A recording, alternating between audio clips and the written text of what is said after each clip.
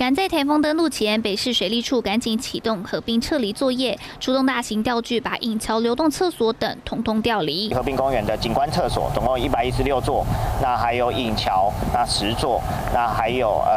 相关的一些造景设施等等。康瑞台风进逼，暴风半径达到320公里，几乎能笼罩2个台湾。根据路径预测，大几率会侵台，更有可能成为最庞台风。过去以侵台台风来讲的话，算是比较少见的一个大小哦，因为